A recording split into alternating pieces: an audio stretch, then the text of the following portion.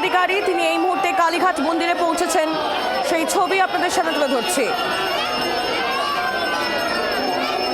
বিকেল থেকেই প্রথমে শ্যামাপ্রসাদ মুখোপাধ্যায়ের বাড়ি, তারপর ভারত সেবাশ্রম সংঘ, আর এবার কালীঘাট মন্দিরে মা কালীর দর্শনে মুখ্যমন্ত্রী শুভেন্দু অধিকারী। মুখ্যমন্ত্রী হয়েই কালীঘাটে শুভেন্দু অধিকারী, সেই ছবি আপনারা দেখছেন।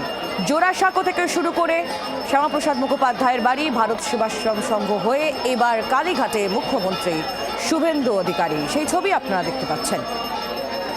তিনি তখনই জানিয়েছিলেন যে তিনি কালীঘাটে যাবেন, মায়ের দর্শন তিনি করবেন, কারণ মায়ের আশীর্বাদ তিনি পেয়েছেন ভোটের আগেই। তিনি যখন প্রচারে বেরিয়েছিলেন এবং তারপর যখন তিনি মন্দিরে পুজো দিতে গিয়েছিলেন, তখন মায়ের পা থেকে পদ্ম তার হাতে পড়েছিল আশীর্বাদ স্বরূপ, এবং এরপর একেবারে মুখ্যমন্ত্রী হয়ে শপথ গ্রহণ করেই সেই দিনই মায়ের দর্শনে কালীঘাট ছুটলেন মুখ্যমন্ত্রী শুভেন্দু অধিকারী। পুজোর ডালা মাথায় নিয়ে পুজো দিতে যাচ্ছেন মুখ্যমন্ত্রী, সেই ছবি আপনারা দেখছেন। রণয় তিওয়ারি আমাদের প্রতিনিধি আরো জানাবেন আমাদের। রণয়, দেখো, কালীঘাট মন্দিরে এলেন মুখ্যমন্ত্রী শুভেন্দু অধিকারী। তিনি এলেন পুজো দিতে, সঙ্গে বিজেপি কর্মীরাও ছিলেন, এবং মুখ্যমন্ত্রীর নিরাপত্তায় যাতে কোথাও কোনো অশান্তি বা কোথাও কোনো রকম ঘটনা না ঘটে সেখানে পুলিশ, কলকাতা পুলিশ রয়েছে। তুমি জানো, আজকে মুখ্যমন্ত্রী যখন শপথ নেন, শপথ নেওয়ার পরেই তিনি বিকেলের দিকে বেশ কয়েকটি জায়গায় যান। তার মধ্যে শ্যামাপ্রসাদ মুখার্জির বাড়ি, বাসভবন, এবং একই সঙ্গে বালিগঞ্জে যান, সেখানে সেবাশ্রমে যান, এবং একই সঙ্গে তারপরে আছেন কালীঘাট মন্দির।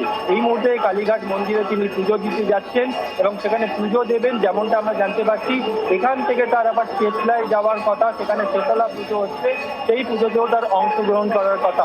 তবে কালীঘাটের মন্দিরের বাইরের ছবিটা তোমাকে একবার দেখানোর চেষ্টা করব।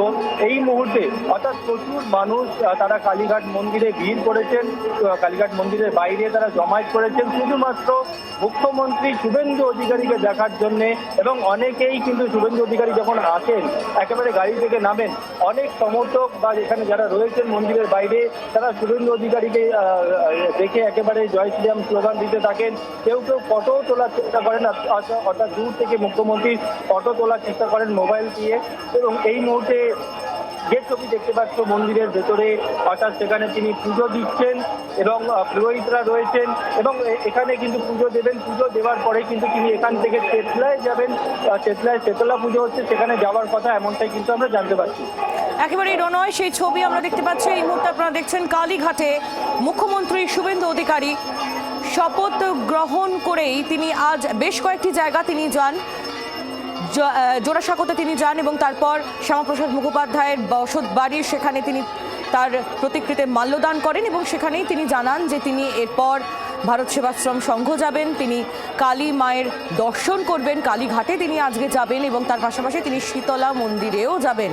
এই মুহূর্তে কিছুক্ষণ আগে আপনাদের সামনে তুলে ধরেছিলাম ছবি ভারত সেবাশ্রম সংঘে, সেখানে মুখ্যমন্ত্রী তিনি গিয়েছিলেন এবং তারপরে তার পরবর্তী গন্তব্য যেমনটা জানা ছিল কালীঘাট তিনি পৌঁছবেন, এবং এই মুহূর্তে তিনি পৌঁছে গিয়েছেন।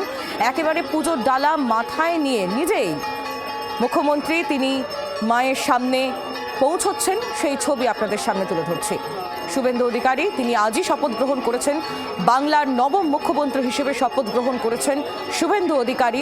ভবানীপুরের বিধায়কও তিনি, এবং তিনি বলেছিলেন যে তিনি মায়ের কাছে আজ যাবেন, কারণ মায়ের আশীর্বাদ তিনি পেয়েছেন, মায়ের আশীর্বাদেই তিনি ভোটে জিতেছেন।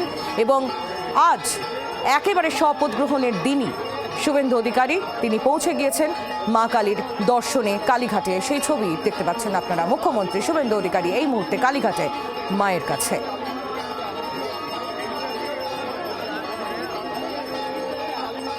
বাইরে প্রচুর কর্মী সমর্থকদের ভিড়, জয় শ্রীরাম স্লোগান, যেখানে যেখানেই তিনি আজ যাচ্ছেন সেখানেই একেবারে ঠিক থেকে ভিড়।